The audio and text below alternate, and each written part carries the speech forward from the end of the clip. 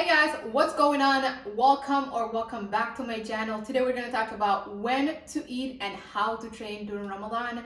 This question has been coming to my DMs a lot lately. A lot of people are asking me how to train, when to train, how to eat, when to eat, what to eat. So many questions. So today we're going to answer all those questions and more. I'm going to give you 5 tips to guide you through Ramadan, and I'll also give you examples of how I eat and what I eat during Ramadan, and also like how I train and what I do during Ramadan. And so all that is coming up. So before we get started, what is Ramadan? Ramadan is a whole month where Muslims around the world fast from sunrise to sunset. So that means no water, no food, no smoking, no backbiting, not saying bad words, no cursing. So basically you're eating from sundown to sunset, like so at night. And that's the only window you have to eat, to hydrate and everything in between, as well as this time is a time where we perform a lot of ibadahs, which means we pray, we do a lot of spiritual stuff. And there are a lot of Muslims around the world, about 1.5 billion people, if not even more.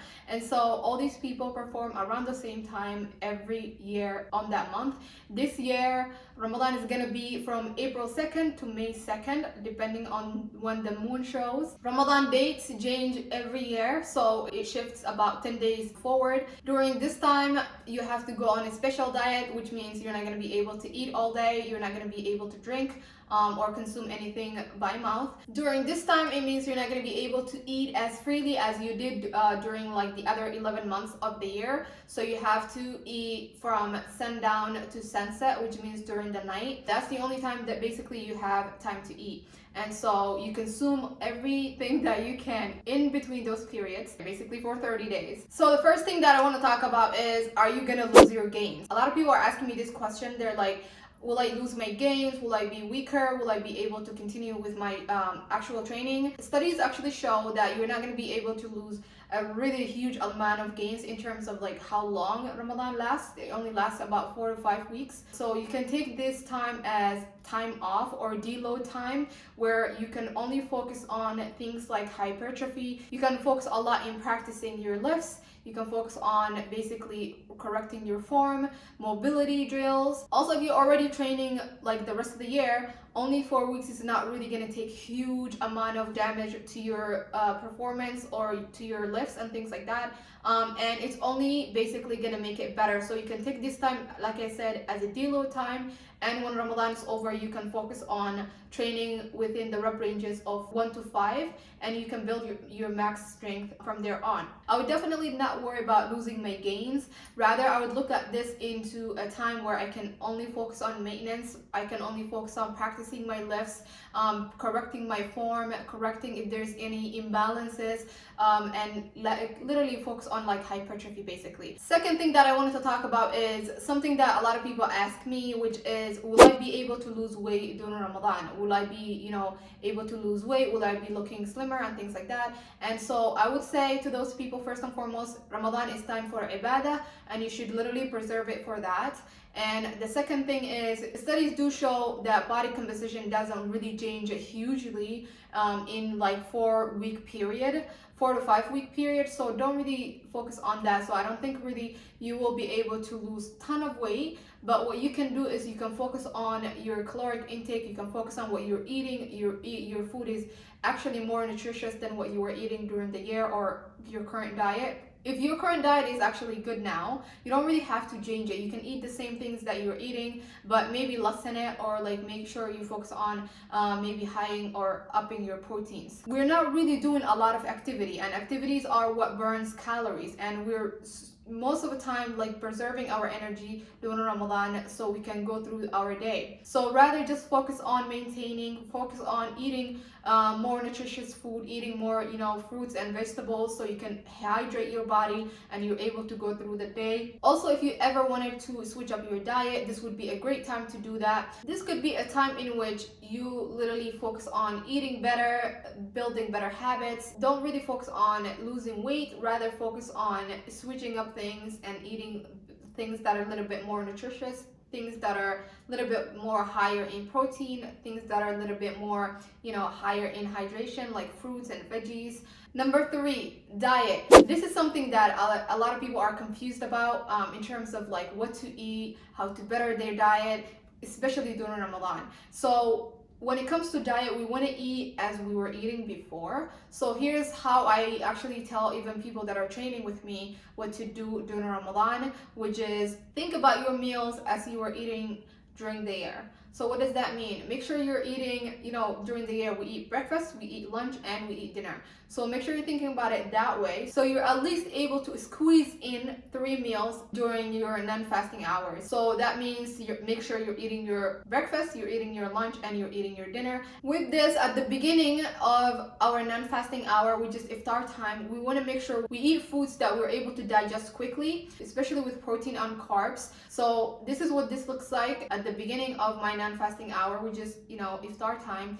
I eat things that I would eat during breakfast, which is, oatmeal, eggs, and protein shake. And with those meals, we want to make sure they're nutritious, they're balanced food, so we get 90% of results from those meals, even though we're still fasting during the days. And so your meals are going to fuel you for your workout if you're working out that night, and they're gonna also fuel you throughout next day as well. Also with diet, make sure you're hydrating so you're not dehydrated. Worst thing that you can do during Ramadan is get dehydrated, and that way you're gonna be weak, you're gonna fatigue, and you're prone to injuries if you are training. So there are 2 types of people when it comes to eating. There are the night owls, which just like me, stay up all night, and there are people who actually squeeze in a nap in between, after iftar and before suhoor.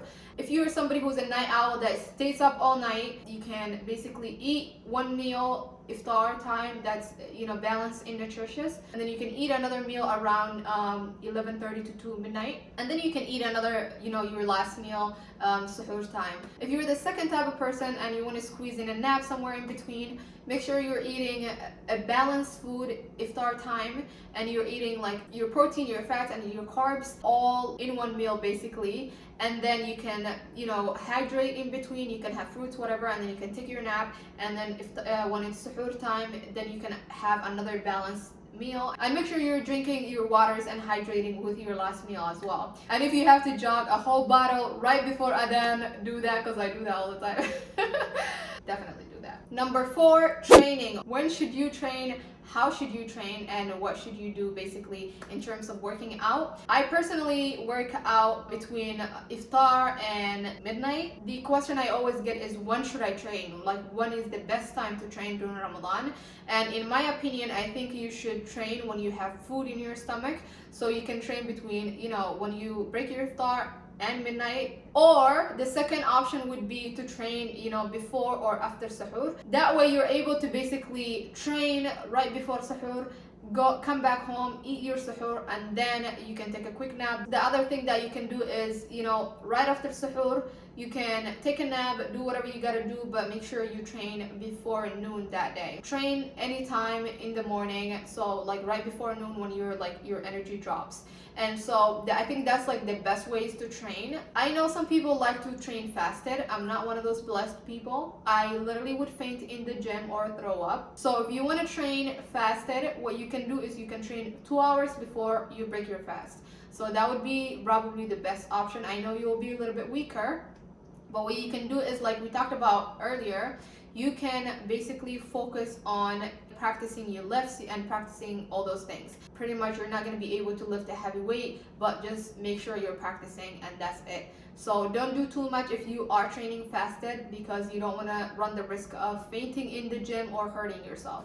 And once again, if you are training, please make sure you're hydrating. At least have like those 2-liter bottles, and make sure you're actually looking into what you're drinking and how much water content are you consuming. This way you're gonna be able to basically lubricate your body, and at the same time your training performance would be better, and as well as your days you'll be more hydrated. Especially if you're working, you need that alertness.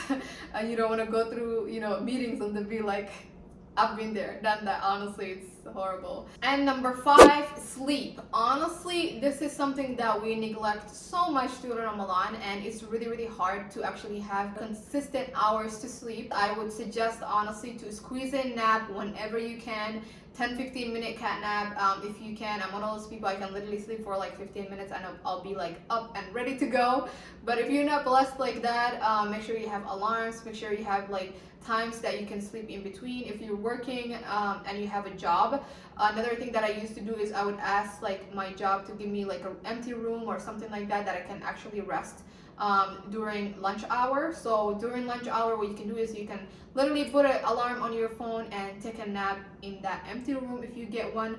And if you're working from home, it's a lot easier. Honestly, you can just go to sleep for an hour and come back when you're done with your hour or 30-minute, whenever your lunch break would be. That's when you would take advantage of that. Also, I would squeeze a nap right after work, so if you can do that as well, like right at like between 5 to 7 p.m.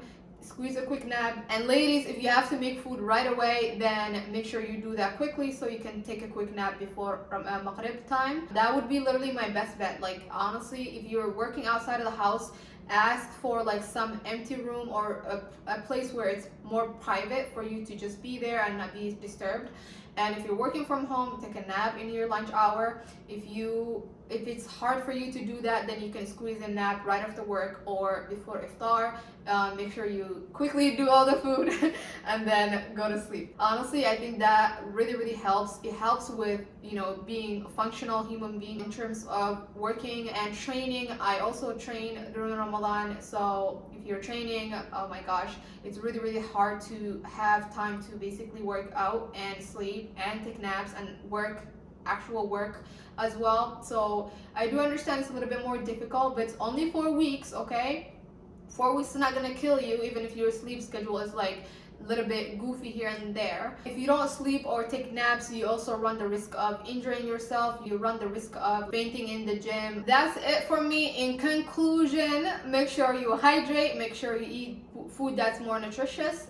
Make sure you train, and if you're training, you can train between 1 to 3 days a week. You don't have to do too much. Make sure you're sleeping, you're taking those little naps in between. And if you guys have any questions or suggestions, please let me know. I hope this was beneficial. Please give this video a like, comment below if you have any more suggestions in terms of Ramadan content. What would you like to know? I will upload more about Ramadan content, what to eat, when to eat, training splits, what should you do in terms of training. So make sure you leave some suggestions down below and I will do those videos if those are Ramadan content videos. Thank you so much and I'll see you on my next video.